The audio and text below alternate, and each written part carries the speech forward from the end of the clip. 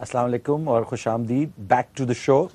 یہ اقبال کا پاکستان ایک ایسا شو ہے جس میں obviously ہم لوگ اقبال کے پاکستان کو ڈسکور کرنا چاہتے ہیں اور اقبال کے پاکستانیوں کو بھی ڈسکور کر رہے ہیں. اور through this show what the greatest thing which is happening is کہ لوگ جو کہ اس میسج کے ساتھ آئیڈینٹیفائی کرتے ہیں وہ جس کو کہتے ہیں ہزاروں کی تعداد میں جوک در جوک کہ they want to connect to a platform which is obviously you're providing it with Brass Tacks or mashallah with this show and other shows that you do.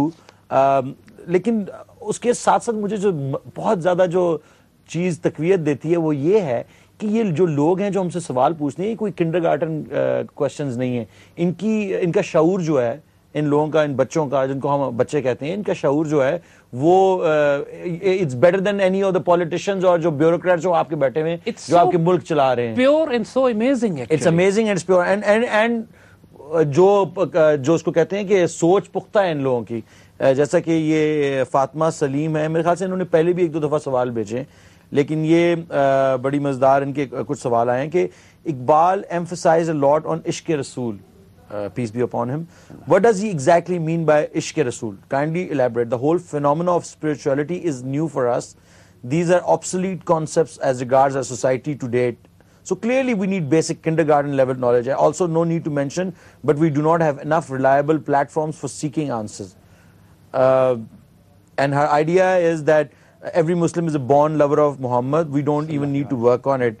Every Muslim has a deep association with Muhammad, peace be upon him, even more than Allah. I mean, I was kind of shocked to hear this first, but جو آپ نے بات explain کی ذرا اس کا please جواب دیجیے گا. Let me read the whole thing actually, this question. It's a very interesting question.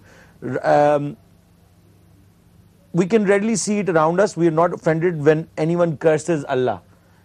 Rather, we ourselves do not, we do a lot of complaining, grumbling, nashukri most of times, but neither we say anything nor we bear anyone curse, criticize Muhammad. Instead, we retaliate to an extreme on Danish cartoons, but I haven't heard of such organized retaliation against atheists.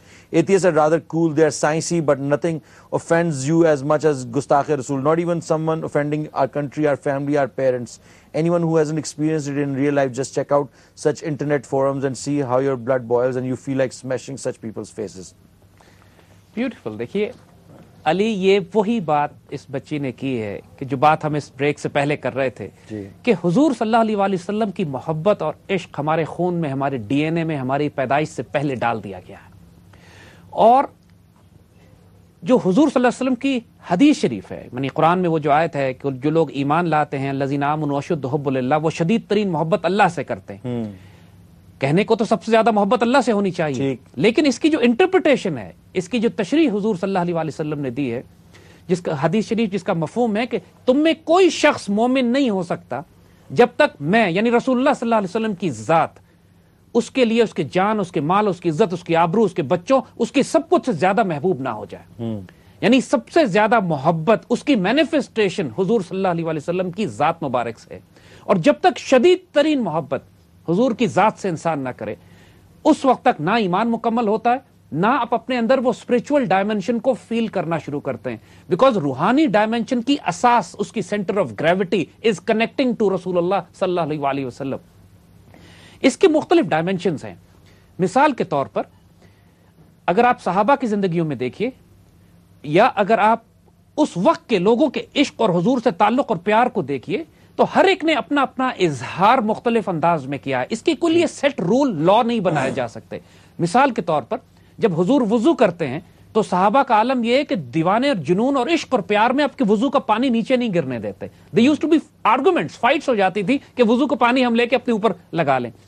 جب حضور کا پسینہ نکلتا تھا، پسینہ مبارک، تو صحابہ اس کو جمع کر لیتے تھے اور اس سے خوشبو بناتے تھے. یعنی it would make finest of perfumes, کیونکہ اس پسینے مبارک سے خوشبو آتی تھی.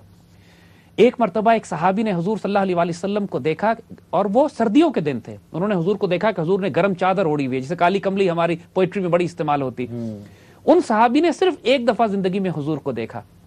اس کے بعد ساری زندگی وہ کالی چادر اوڑے رہے کہ میں نے رسول اللہ کو اسی شکل میں دیکھا تھا، اسی حال میں دیکھا تھا. ایک صحابی حضور سے گرمیوں میں ملے ایک دفعہ زندگی میں صرف. اس وقت حضور نے اپنے اوپر کے بٹن یا تکمے جو تسمے تھے کھولے ہوئے تھے گرمی کی وجہ سے. اس کے بعد ساری عمر ان صحابی نے اپنے اوپر کے کرتے کے بٹن بند نہیں کیے کہ میں نے رسول اللہ کو اسی شکل مبارک میں دیکھا ہے. اسی طرح ایک مرتبہ حضور ایک درخت کے نیچے سے گزرے تو ذرا درخت کی شاخ نیچے تھی تو حضور نے سر جھکا کے وہاں سے اب تشریف لے گئے. اس کے بعد حضرت علی رضی اللہ تعالیٰ عنہ اس درخت کے نیچے سے جب گزرتے تھے سر جھکا کے گزرتے تھے, حالانکہ علی چھوٹے قد کے تھے, وہاں ضرورت نہیں تھی اس بات کی. جب لوگوں نے پوچھا تو انہوں نے فرمایا اس لیے کہ میں نے رسول اللہ کو یہاں سے اسی طرح کرتے ہوئے دیکھا ہے. دیکھیے حضور صلی اللہ علیہ وآلہ وسلم کے عشق اور پیار میں آپ جس مرضی حد پہ چلے جائیں, اگر وہ عمل بذات خود حرام نہیں ہے تو شریعت میں اس کی اجازت ہے اور اس بات کو اپریشیٹ کیا جاتا ہے. مثال آپ کو دیتے ہیں, ایک مرتبہ تو بلکہ ایک صحابی نے ایک حرام کام ظاہراً کر لیا لیکن اس کے نتیجے میں جنت کی بشارت لے گئے. یعنی مثال دیتے, حضور نے ایک دفعہ علاج کروایا تو خون نکلا آپ کا, اس زمانے میں خون نکال کے علاج کرتے تھے, تو ایک پیالے میں آپ کا خون مبارک جمع ہو گیا, تو حضور نے ایک صحابی کو دیا کہ لے جا کے اس کو پھینک آؤ.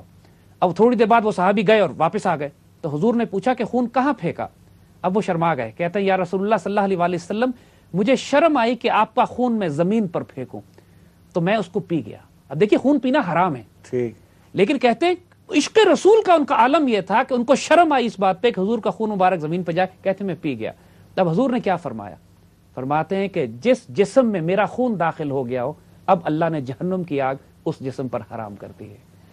یعنی اس حرام کام کرنے کے نتیجے میں بھی چونکہ ان کی نیت یہ تھی, لیکن یہ سرٹیفکیٹ صرف رسول اللہ دے سکتے ہیں, باقی پوری دنیا اور امت کو اپنے آپ کو شریعت کی پابندی میں رکھنا ہے. مثال شریعت میں کہیں نہیں لکھا ہوا, کسی فقہ کی کتاب میں یہ نہیں لکھا ہوا کہ آپ مدینے میں ننگے پاؤں چلیں یا مدینے میں آپ گھوڑے پر مت بیٹھیں ادب رسول کی وجہ سے, لیکن امام مالک کرتے تھے.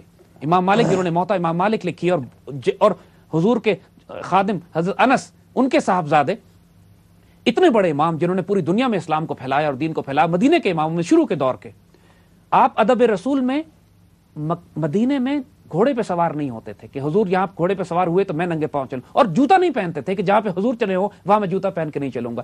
دیکھیے یہ شریعت کے احکامات نہیں ہیں کہ آپ کو مدینے میں ننگے پاؤں چلنا ہے یا آپ گھوڑے پہ نہیں بیٹھ سکتے, یہ عشق رسول کی ادائیں ہیں. ٹھیک ہے, اور چونکہ بذات خود حرام نہیں ہے لہٰذا اس پہ کوئی پابندی نہیں ہے. یو کین گو ٹو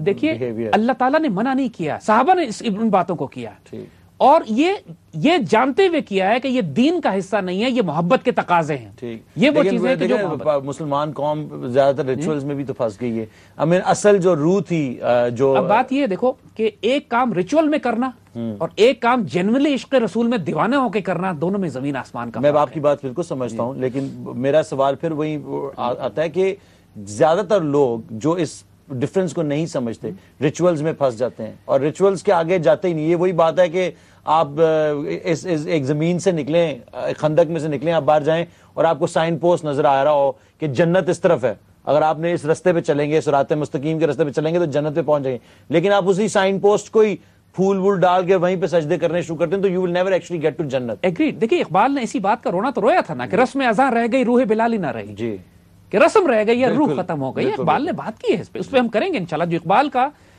ساری جو آئیڈیالوجی اور ان کا سارا مشن, اس کا تقاضا یہی تھا کہ عشق رسول کی روح کو دوبارہ پیدا کیا جائے, ریچولز میں نہ پھنسا جائے. اور عشق رسول کی کوئی حد نہیں ہے. You can sacrifice yourself, your soul, your body, your life. اگر عمل بذات خود حرام نہیں ہے تو you can go to any limit and do what you want. ماشاءاللہ, جزاک اللہ. We're gonna take a short break.